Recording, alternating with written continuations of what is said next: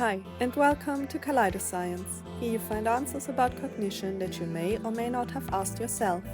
This episode is hosted by Imogen Hüsing and Elisa Palme. So sit back, relax, and enjoy this week's episode. Despite the best intentions, it can be hard to use politically sensitive language even in your native tongue. Translating text into another language with different conventions for sensitivity can be even tougher, especially when you're not proficient in the other language. Today, we are talking with Sabrina Frohn about language sensitivity in machine translation tools, if they can be politically sensitive, and how machine translations can be improved in the future. Sabrina Frohn is currently a PhD candidate at the University of Osnabrück, where she also completed her bachelor in cognitive science. She completed her master's in computational cognitive neuroscience at the Goldsmith University of London. At the University of Osnabrück, she also founded the Cognitive Science Student Journal and is still an active member or the active leader of the journal.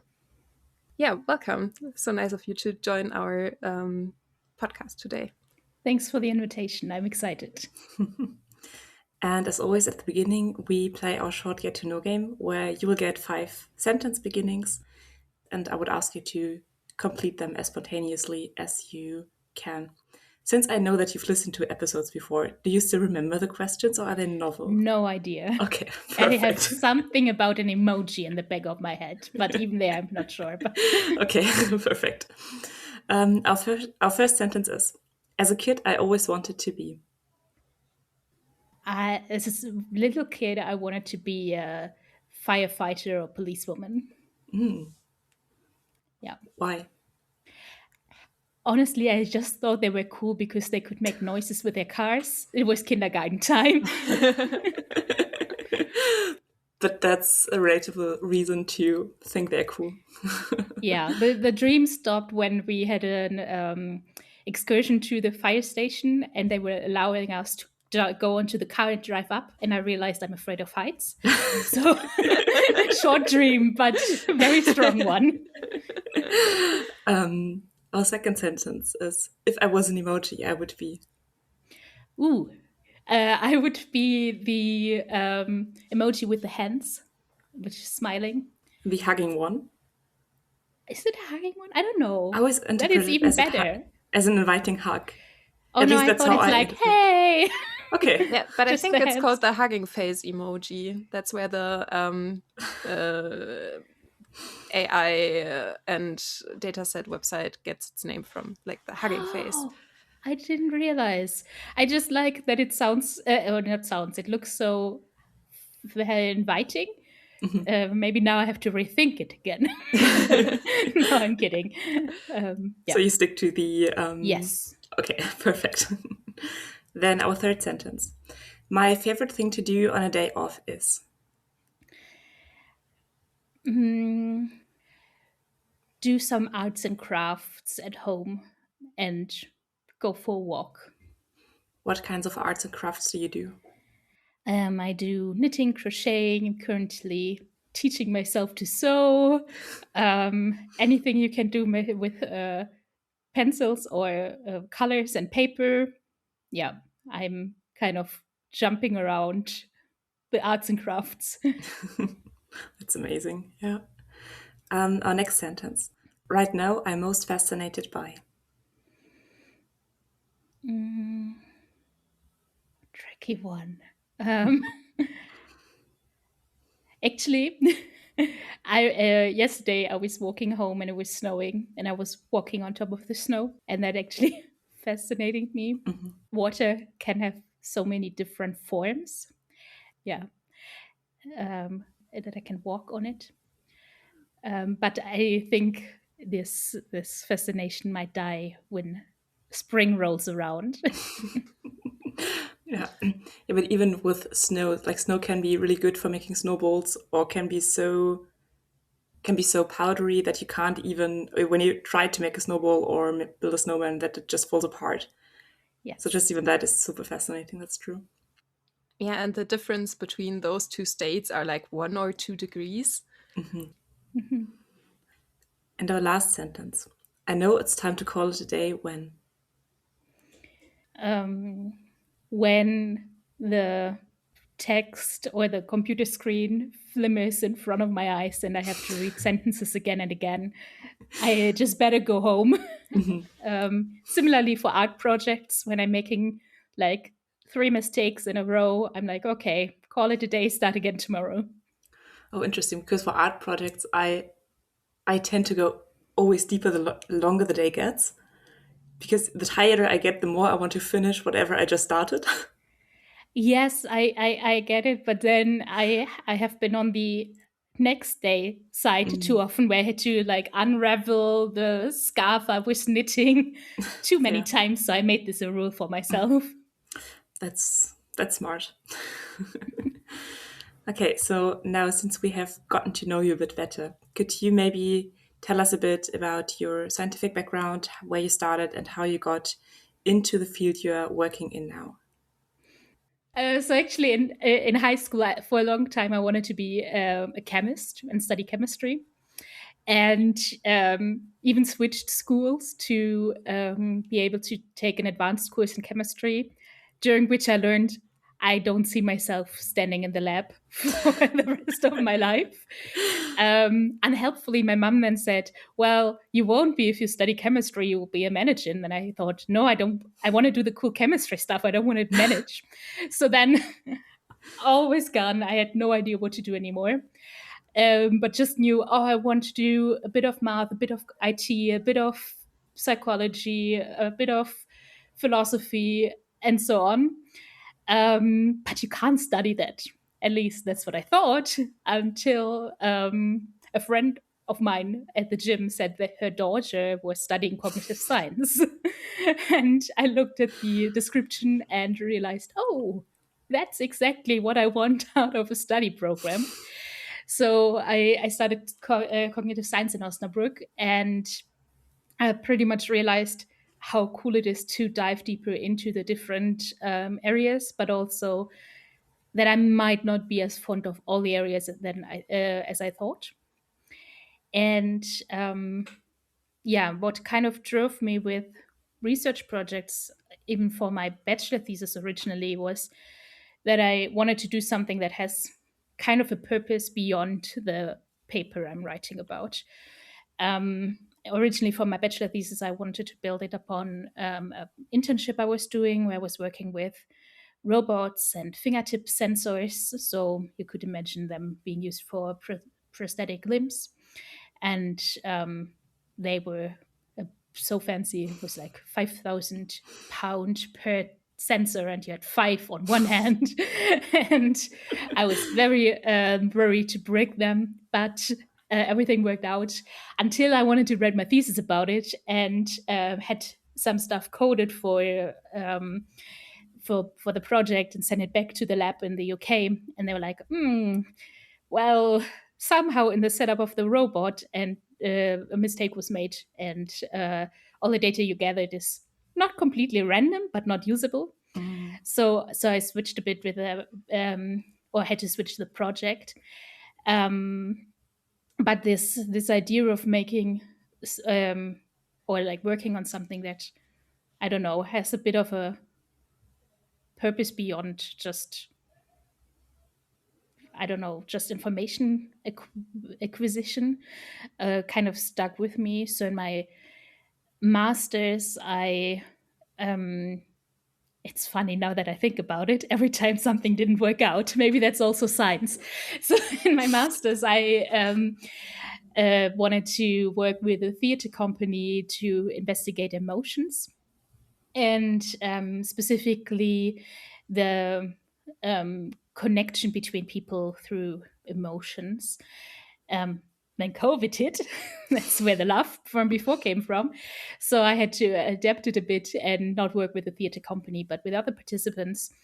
But the idea there was that perhaps it could be used in aiding communication with autistic people, or nonverbal people for any other reason. And actually, I think the project in itself is still running. At least they wanted to make a startup out of it after I finished my master's. But to be honest, I haven't checked up on it because I did other projects, and now I'm in my PhD, where I was at first a bit lost because I had so many options of what I want to do, and couldn't quite decide until my supervisor wanted to collaborate or start a collaboration with another department at the university. And they crowdsourced or designed a platform, crowdsourced data on politically sensitive language, especially for translators, but also people generally interested in translation. And I kind of got hooked on this because all through my studies, I have been studying in English, but my mother tongue is German. And I have used a lot of online translators and dictionaries and everything, and I always, realized how much I have to adapt what is being translated. And then with this added level of sensitivity and quite a few phrases I was not familiar with before I worked on this project. But I had some interest in the topic beforehand, so it kind of fit together quite well with what I already knew, what I was interested in reading up on and researching in my free time, plus the scientific background of it. So yeah, this is kind of how I came to my project now. Thank you so much for this whole background, and I think it's super fascinating on how many different projects you worked throughout the whole way, and now ended up in something completely different as where you started at the beginning. Maybe before we go deeper into the maybe more technical parts as well, could we maybe just shortly talk about why it's relevant to talk about biases or other things, and why it's relevant to talk also about a sensitive language? Absolutely. So every person has biases, I would say, mostly implicit, I hope. But of course, also people have explicit biases. But I think regarding language, especially the implicit ones, are what actually drives the need for the topic, because one is just not aware necessarily what historical background words have, even in the language they're speaking fluently. Could you maybe give an example for implicit biases? Sure. I participated in a study once, and I don't know the people who ran the study, but what they were doing was showing you pictures of people with different skin tones, and looking at word associations, I think. So they measured how much time you needed to pick a word that fits in a sentence. So, for example, Anna is a, find a verb, person. And then they had suggestions for the words. I hope this has been published so you can look it up. Suggestions for the words like smart or stupid. I don't know. And you were tasked beforehand to pick a word. And as I don't know the results of the study because I was just participating, what I assume they were measuring is how much time it took you to. I think they prompted you to pick the positive one. How much time it took you to select it. And implicit biases you can measure this way because it could be that it takes you longer to select positive verbs for people with certain skin colors. And you're not consciously doing it, you're not thinking consciously the one person is worse than the other, but implicitly it has just been brought up in you, in the systems we live in, that we have these kinds of biases and stereotypes. And with language, it's a bit similar in that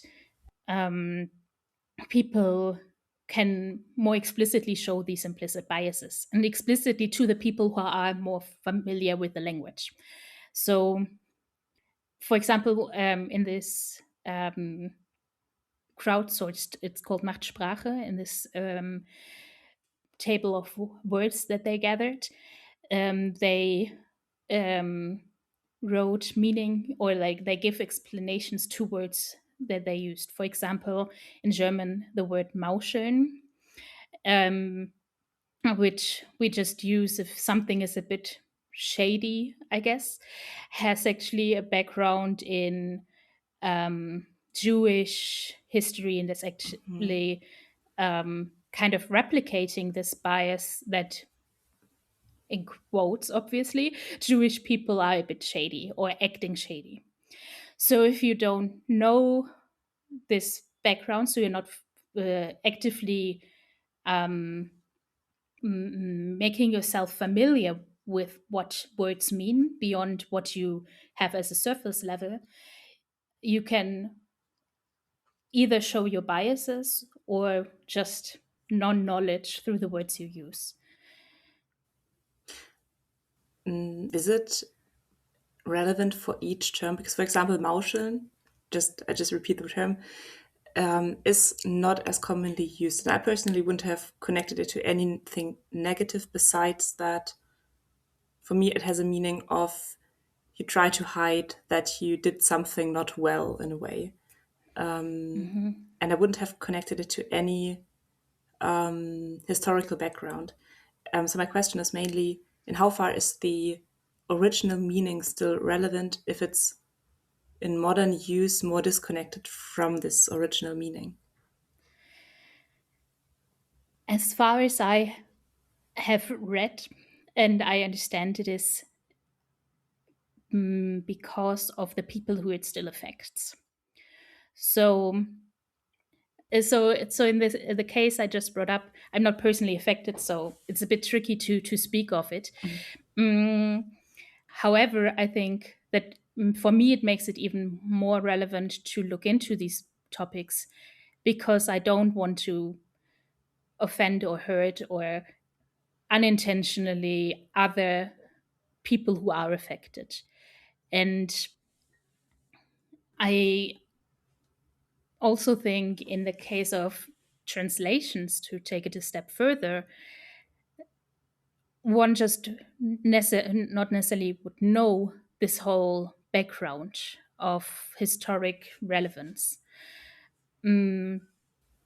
because it differs from country to country.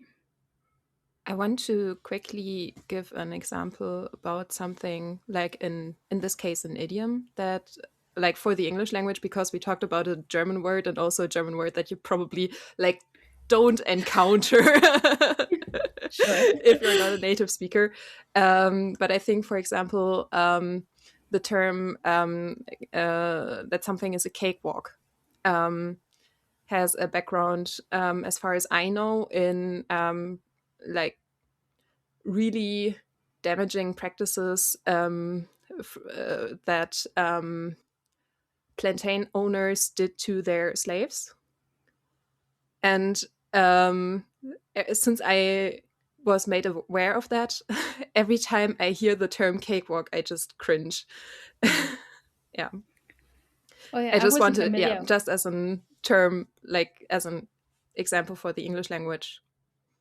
That and if you don't know this context, like there's no way you can know where like the origin, where that comes from, because there's nothing in the word from which you can derive the context where it comes from. It could have a completely different background, but you need to have quite a good understanding of the language and the culture to even know that this is a politically sensitive idiom. Yeah, absolutely. And I mean, I didn't even know this word and its background, and I'm working on sensitive language. So Yeah.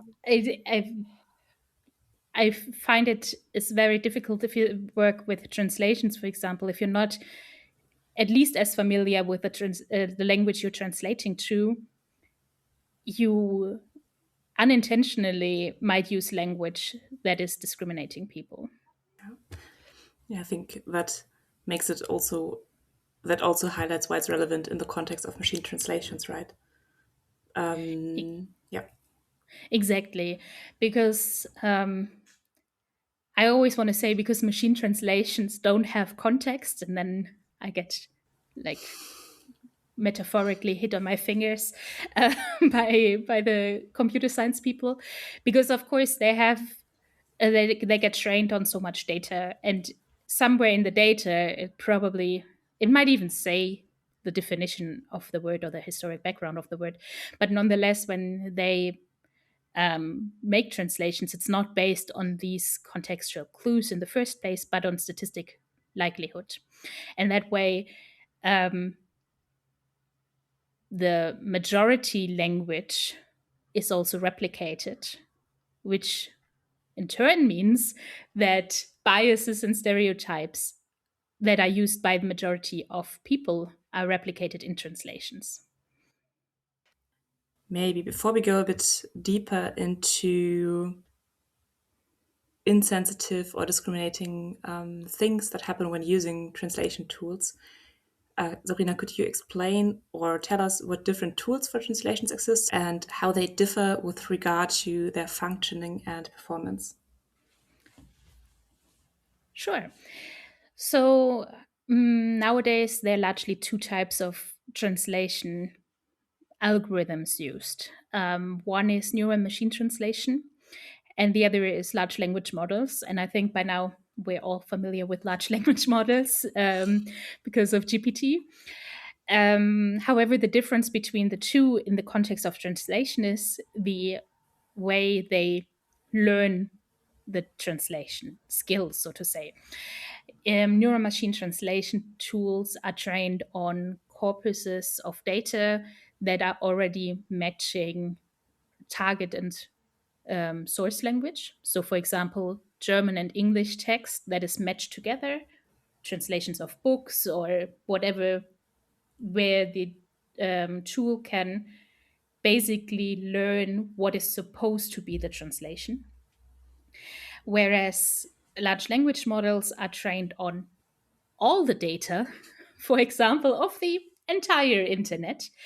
And then they learn a lot, or they extract a lot of skills from that regarding language. And one of it is translation, because the internet is existing in multiple languages. Most tools that are now available, maybe even commercially, for translation, specifically are neural machine translation or any hybrid forms. But if we go into hybrid forms, this becomes a lecture. So just think of neural machine translation tools because they perform quite well. In that case, we have DeepL, Google Translate, anything. If you go online and search for online translation tool, it will probably be a neural machine translation tool.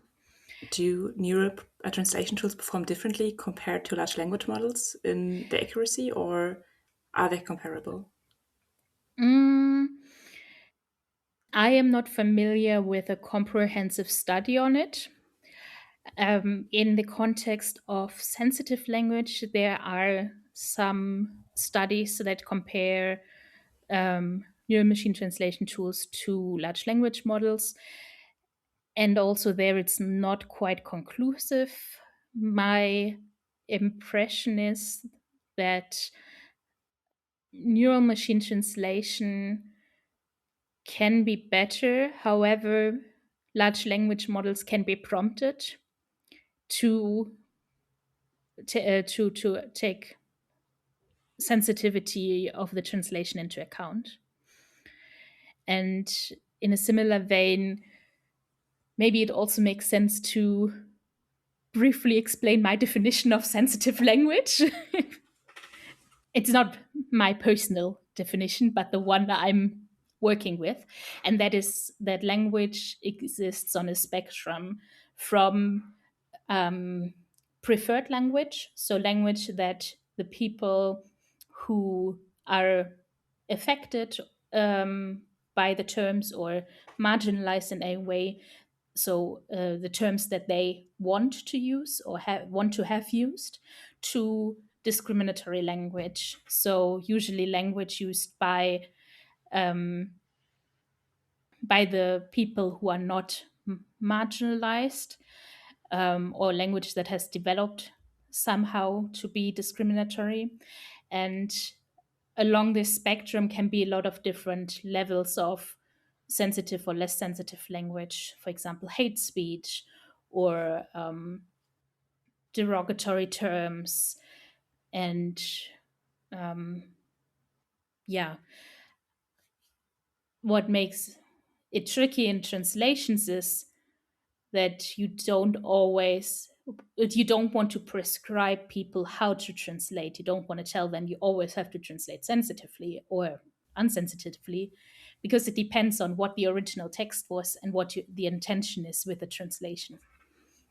And also how I just know that on some areas there also is the discussion between person first, or it doesn't matter. For example, in you could say autistic people or people with autism, and there also is, even within the community, the discussion of which is appropriately describing a person who has autism or is on the autism spectrum. And I think that will make it even more difficult, right? Yes, absolutely. Also, language changes over time, so words are reclaimed. Words that were originally from the on the preferred side of the spectrum can be misappropriated and used as slurs, for example. So it's not a static, we said it once and then it's done situation. Especially in different languages, this is also influenced by the context of the country, the region, the people that the language is spoken by. Now that we talked a bit about what sensitive language is, or with which definition you are working, what strategies are there already, or are there already strategies to ensure that machine translations use more sensitive language? A lot of research has been done on gender bias in machine translations. So much so that I think they coined their own research area. Because, and this is a special case, first of all, because in gendered language, if we think binary, about 50% of the population is affected with mistranslations. Of course, there's also a case for doing non-binary gender bias research, which is more and more done. But in gender bias research regarding translations, they look at different areas of where the bias is introduced to the system. So does it come from the data the machine translation is trained with? Does it come from engineering, from how the algorithm is structured? Is it what is rewarded to be an output, for example? Is it the labeling of the data and so on? And they're still working on it. It's a complex problem because different languages have different approaches to gendered language. So English, for example, there are different gendered pronouns, but the nouns are non-gendered typically. Whereas if you translate then English to German, you have, or Spanish, you have many cases where you need to make decisions. Does the noun now become a female or male version of the noun? For example, talking about jobs. And because this problem is inherent to translations, and so many people are affected, a lot of research has been done on it. And they're getting better and better in translations, which I think is great. Another strategy that I see with commercial tools nowadays is providing alternative translations. So you have a sentence like, the doctor went to work, and then in German or Spanish would give you the male version of doctor, and then as an alternative translation, the female version of doctor, which then lets the user decide how they want to proceed. And I mentioned Machtsprache before, which is the project I've been collaborating with. They have developed plugins to use alongside translation tools such as DeepL and Google Translate, where they highlight words that have a sensitive context, and then the user can read up more on it and make a more informed decision on how they want to translate.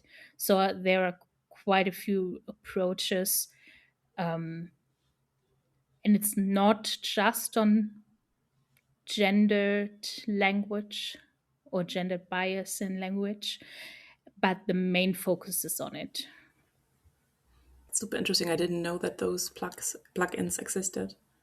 But I think it's helpful, especially when you're translating or when you're writing in a language where you're just learning the language as well, to also learn more about nuances within the language. Because when I think back of before I started to use, for example, English more in day-to-day life as well, I often didn't, I still sometimes struggle, of course, because I'm not a native English speaker, but I often didn't understand why a term would be not appropriate in a situation, although it could mean the thing I wanted to say, but not in the context. And I think it depends on different parts, because, for example, English is quite rich in words, while other languages have less nuanced words, for example, but then again have more other things that could change meaning with the grammar used, which is a bit easier in English compared to other languages. So I think there also it can be super confusing when you come from a background native tongue, which is more weighted into the, for example, grammar changes everything direction, compared to there are 10 words to say the same thing, but every word has a slightly different meaning. Yeah. Yeah, I'm also just thinking that a tool like that could help non-native speakers navigate instances where it's, for example, not clear how you would translate that in German, because you have different options.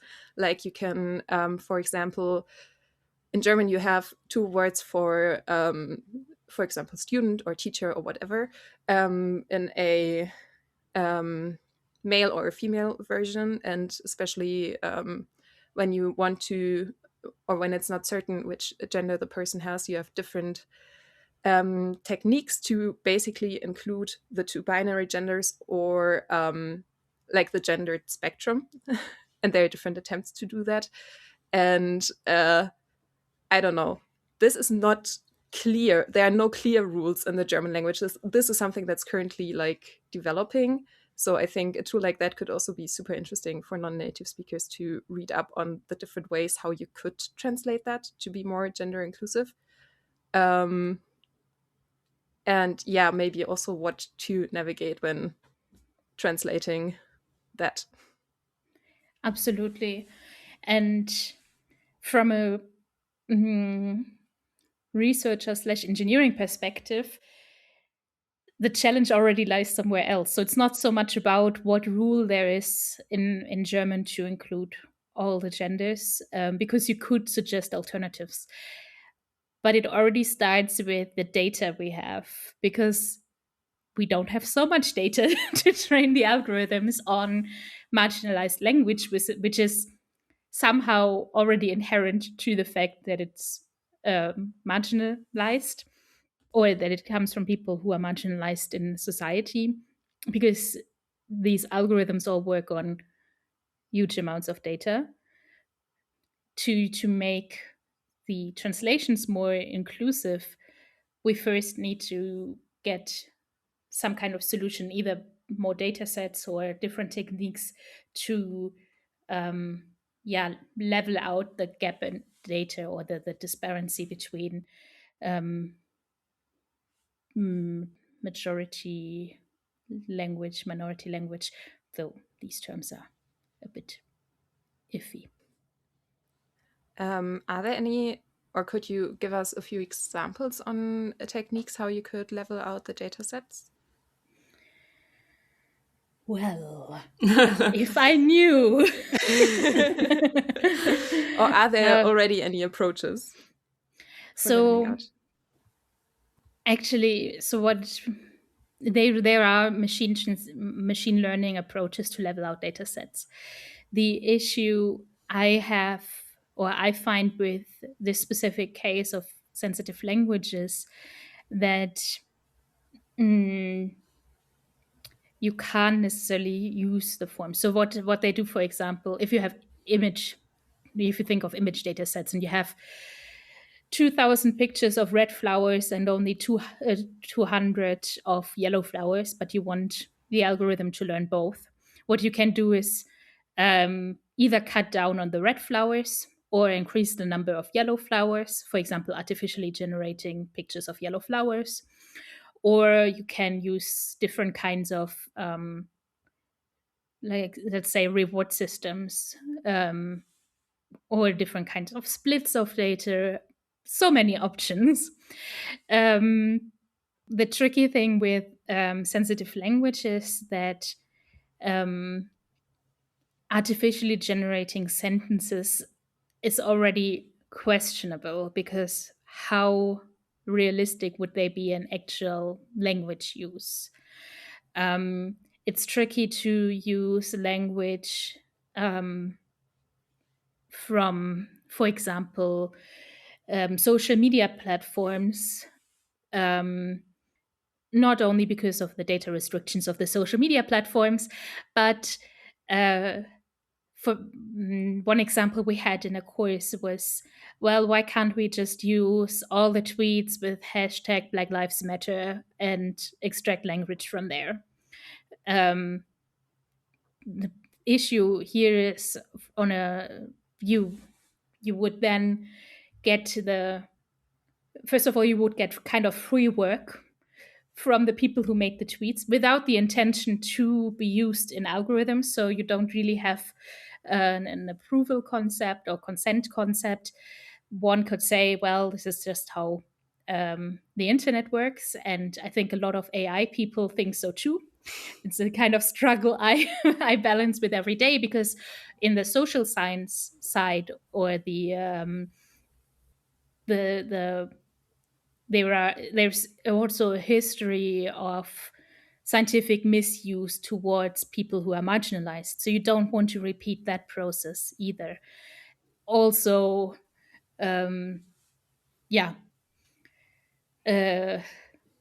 you cannot necessarily be sure that only people who are using the preferred language would be using the correct hashtag, for example, or the selected hashtag. So there's an issue. Then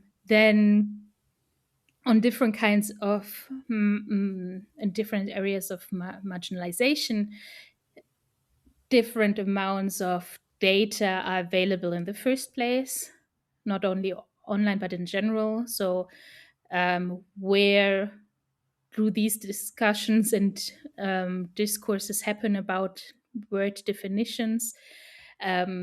Sometimes just in spoken language, sometimes it might be a Reddit thread, who knows, but it's so spread out, especially with groups who are not so online. So that's an issue, or not an issue, but an issue if you're a computer scientist. And another part is also the standpoint or the position I have as a researcher. So who am I to define language, marginalized language in an area that's not part of my personal identity? And even if it is, who am I to make decisions for an entire community? So there need to be different strategies, and we have thought about some in workshops, and other researchers are probably also having other either solutions or approaches to the topic. But what currently happens in research is usually that we work with usually small artificial data sets. So, for example, for some specific use case, a student of mine created a data set of occupational nouns and how they could be translated, for example. I also saw research of people who went through, I don't know, TV translations of series and filtered out slurs. So yeah, those are the approaches now. And I think that's something, yeah, we work with and see if we find different opportunities or solutions to gather data, or maybe find algorithmic solutions, computer science solutions to the problem of having not so much data. You shortly touched on that it's difficult to, as a researcher, decide on the most sensitive language for a group that is not part of, for example, of the researcher's identity in this sense. How would you generally recommend if a person would or wants to be more sensitive in their language use, also when using, for example, translation tools, to take care of people within marginalized groups? Because you can't ask each person individually, how would you like to be referred to? Just because there's so many people and so many different opinions, as we said earlier, for example, on the autism example. Yeah. I don't think there's one rule to it. The way I approach this,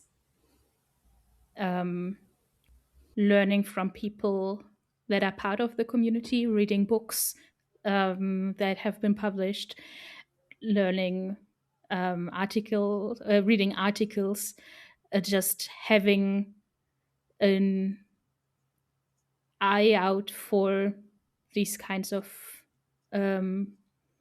language issues that arise. I think that's maybe also just an interest of mine to learn more of different communities. In translations, in the first place, you can make use of the opportunities that the translation tools already give you. So if they give you alternatives, you can think of the selection you do. If you are more familiar with the language you're translating to, you can already also just be on the lookout from the language or the background that you have in your native language. Of course, there is no 100% guarantee you will find it. Plus, it requires a lot of personal effort. So the other way I take, or I would suggest, is to also be open to critique and be open to change words or your use of words when you hear or when you learn more about their background. And yeah, I wish there was a these are the 5 steps, but so far there is not. I think it's just about being open to adapting language and being aware that there is an issue with language translations, and somehow balance these two things to find your own solution to it. So one could be to state when you use the translation tool, or I don't know, open the room to receive comments on your language use and say, hey, if yeah, I don't know what you would say. Hey, if anything irks you, or if I'm saying something that I'm not that has a non-sensitive background, just let me know. Yeah, but again, these are kind of the rules I made for myself as well. So see how you can work with this and adapt it. And of course, give me feedback if you have better ideas or I said something that is not as sensitive as it could be. I have two small additions to that. Mhm.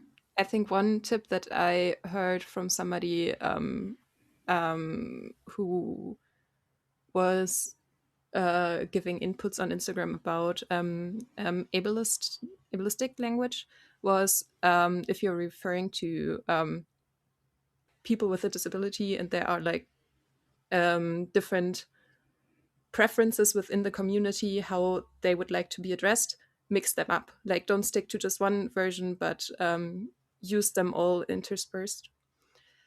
And the other thing I think, which is really important to keep in mind, especially for people who are part of a majority, like, no, that was a not great way to express that, but who are part of a population that is not that much discriminated against. Like, for example, we are three white women discussing this topic right now.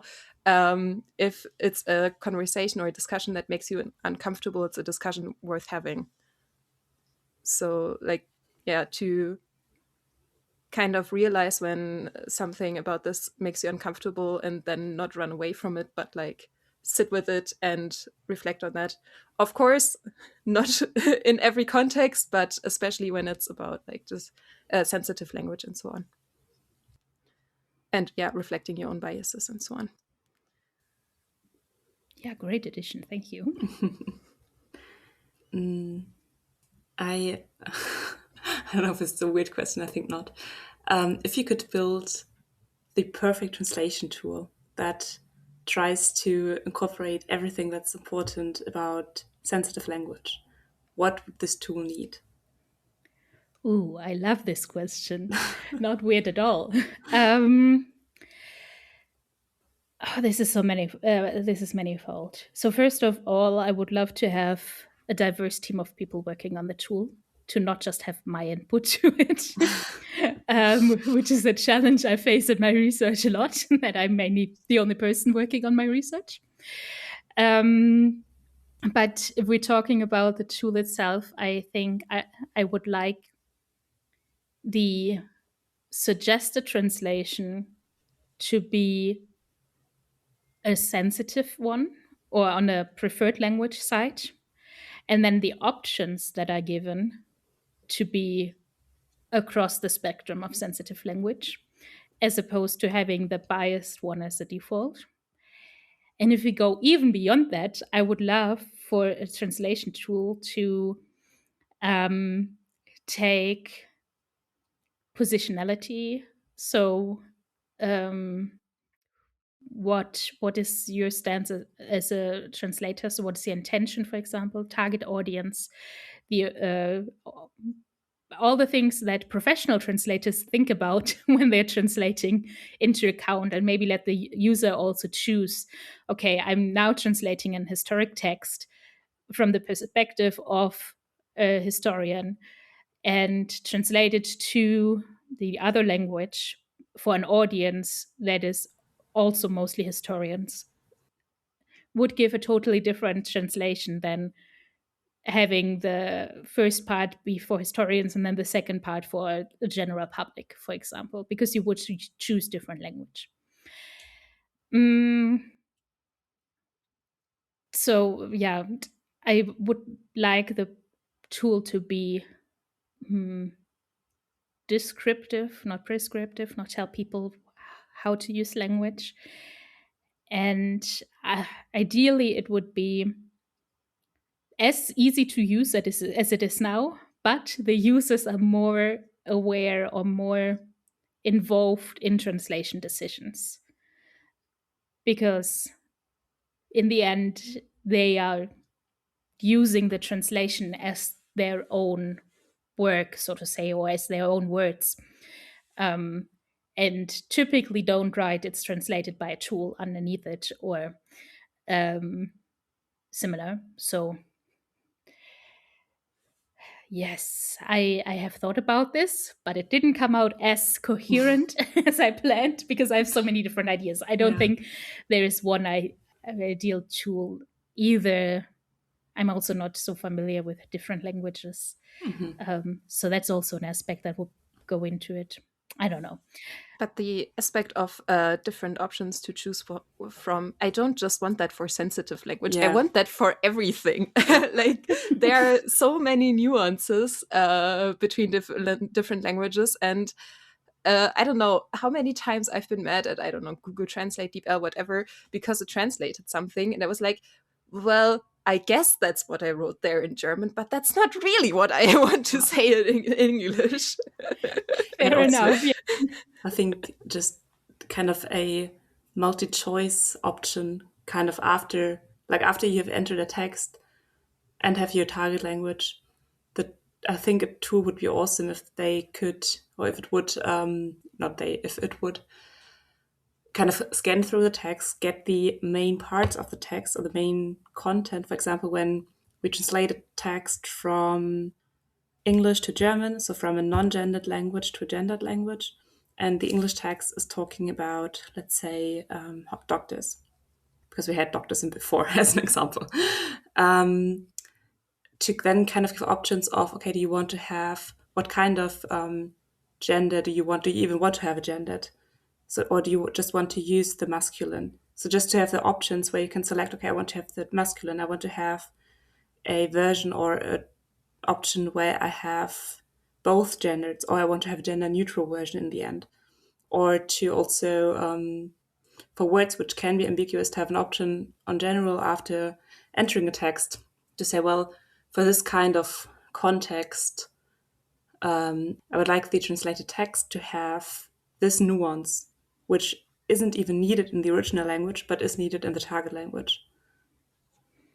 Mm-hmm. Yeah, I feel like a lot of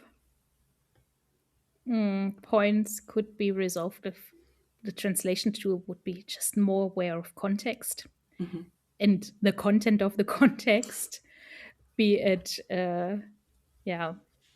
historical discourse, activism, whatever relevant in the respective country or language you're translating to. What I also thought about was what would be really interesting would be to get the, let's call it positionality of the translation tool. So know with which perspective the tool has translated your text in the first place. Yeah, I don't know if I don't think it. I mean, it doesn't choose a perspective, obviously, but some perspective will be in there, be it based on the engineers who worked on it, on the data it had, on the prompts it was given, if we're talking about LLMs, and just as a user to be aware of from which lens the translation tool translated would already be so interesting. Yeah, maybe to also just have an overview about which data sets were used to train on it, for example. I guess you have to assume the whole internet, but... Yeah. Funny enough, as I mentioned before, that like this intersecting area that I'm researching on is relatively new. So while we all have anecdotal experiences of more or less sensitive language, we have a lot of information about gender bias in machine translation. but we don't, as researchers, we don't yet know how sensitive or non-sensitive translation tools are in the first place. So actually, that's what I'm working on first. I skipped the dataset part, which I'm now finding was a not so smart decision. But I want to establish first, are the tools as unsensitive or as I'm expecting or anticipating? Because from there you can then go on and build a better translation tool or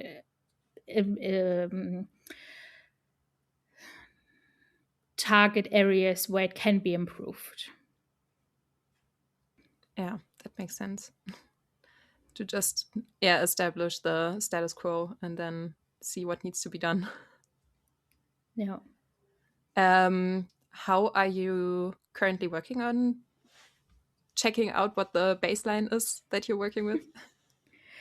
Yeah, so first I did the classic thing that every PhD does at first, which is a literature review, and looked at what research is out there. And not so much that is intersecting on different parts of sensitive language.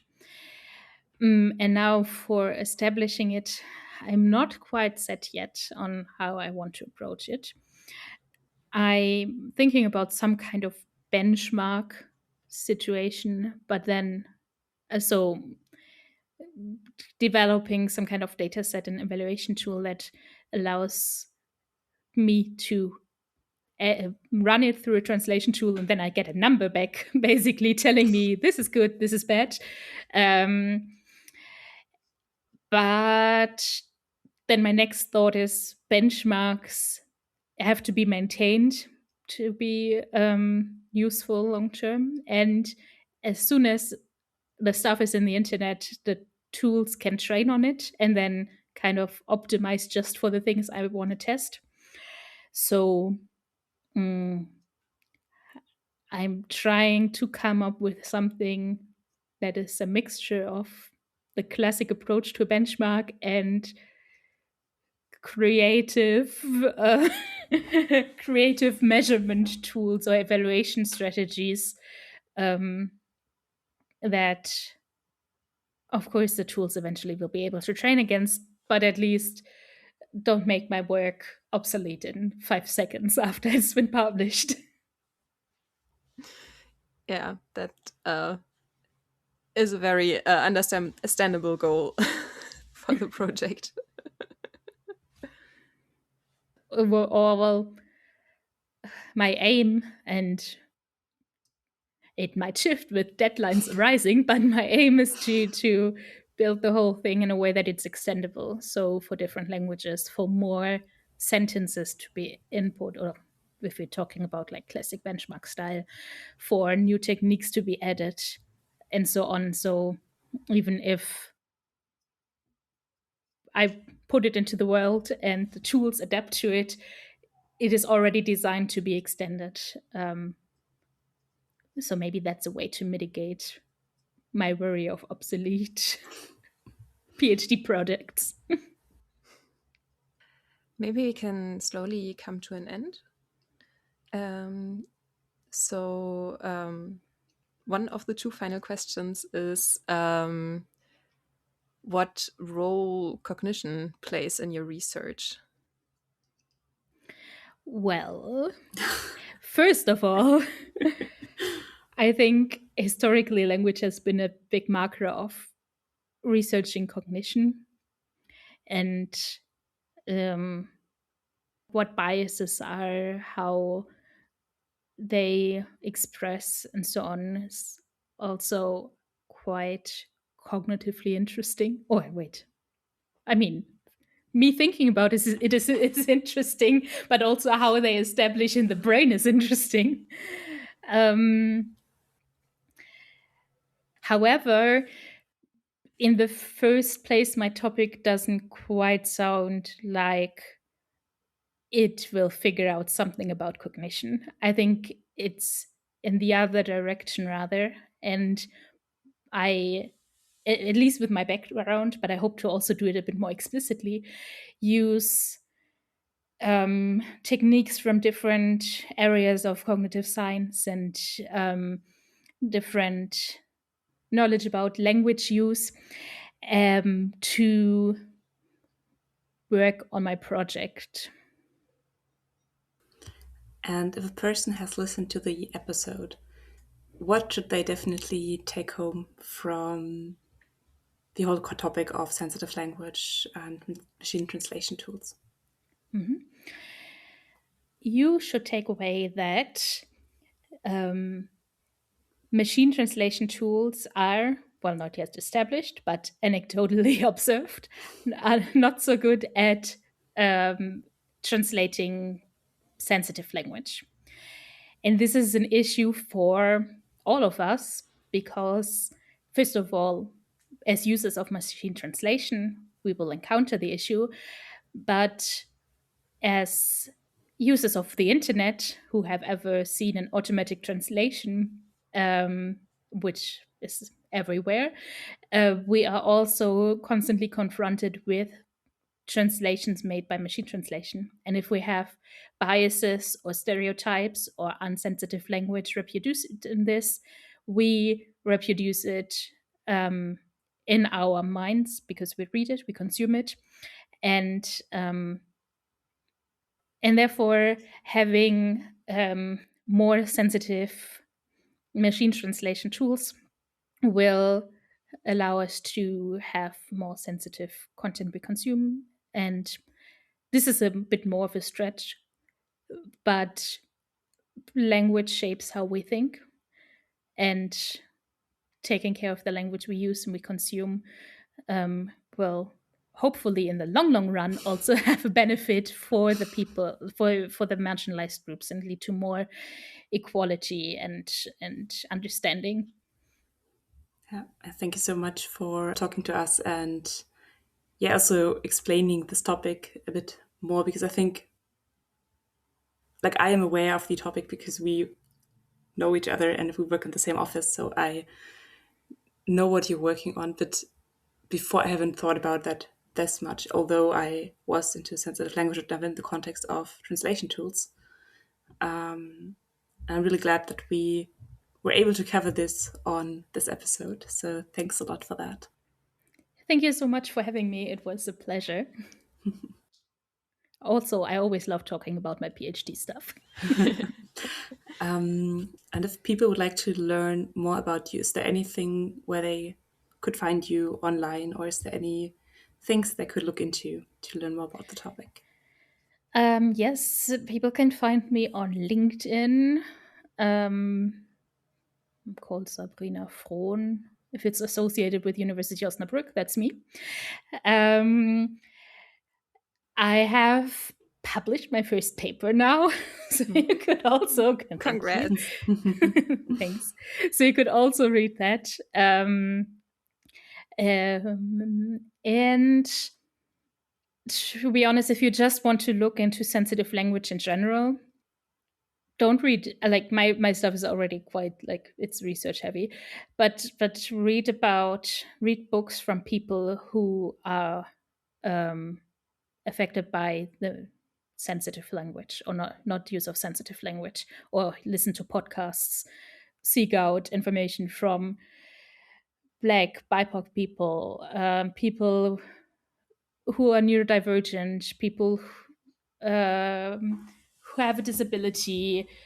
Just surround yourself with more diverse content. And if it's just, in quotes, just that you check out your YouTube not subscribers, but the people you subscribe to on YouTube, and have an eye out of whether this is a diverse group.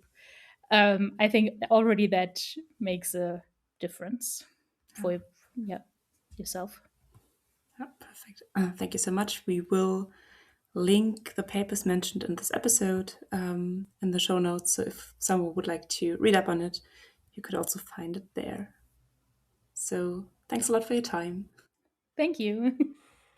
This was Science. We hope that you enjoyed this episode and we would love to have your feedback. You can rate our podcast and give us feedback on our Instagram account.